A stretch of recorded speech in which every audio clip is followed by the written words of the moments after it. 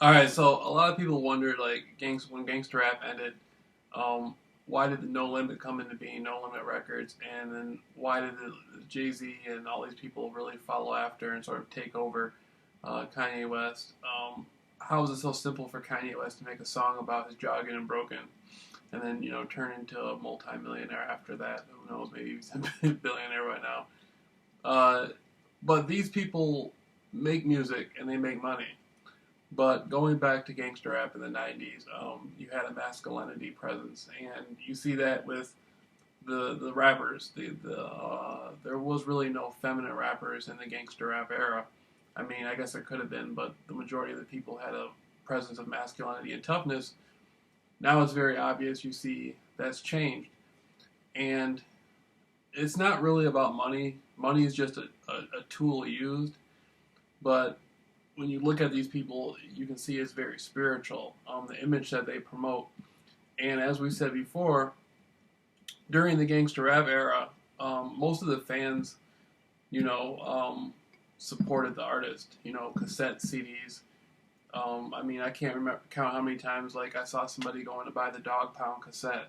When they came out with that New York, big city, big dream. And now you never hear of somebody going to buy a CD or cassette. The hip hop industry makes its money in other areas, which is something we'll talk about later on. But I talked about it a little bit about the missionaries of hip hop, how these guys go over to other countries. See people like Jay Z hanging out with Bill Gates and stuff like that. I mean, there's a lot more stuff going on that I really don't know about. To be honest with you, I really don't have the answers. I'm just like everybody else. I just see things. But anyhow, the hip hop thing now, to me, is more of a religion. It's turned into a religious order, and it seems like Jay Z has put himself sort of like the Pope in a way. And when I talk about hip hop, I'm meaning hip hop and pop, because now hip hop and pop has been fused so closely together. It's really challenging to sometimes be able to separate them. But it's spiritual. It's the changing of consciousness of people to get people to reject their own inner self and their own thoughts and to form new thoughts based on what they're seeing on the television or based on what they're hearing on the internet when they watch this stuff on YouTube when they listen to the MP3s. So that's just a little rundown and the closing of the gangster rap era and all that stuff.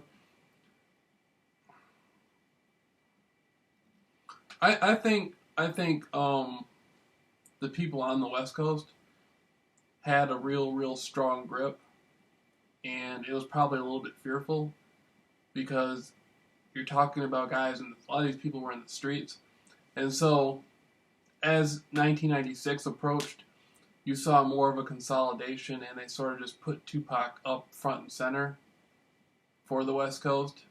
Where in the early '90s you had various rappers, and in '96 Death Row had numerous people signed, but it's almost as Tupac himself was like a voice for the West Coast. You really didn't feel too much from a lot of the other rappers. I mean, the mainstream industry was just pushing Tupac.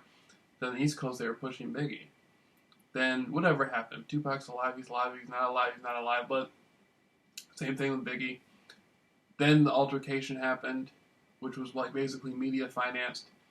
Then allegedly these two guys are dead now, and it's a situation whereas like out of that, out of the chaos comes order, and now we have a thing where guys are walking around carrying purses. So in music videos and stuff, and dressing up like women and stuff. I don't know. I see the same thing as you guys. I'm just making a video about it. All right.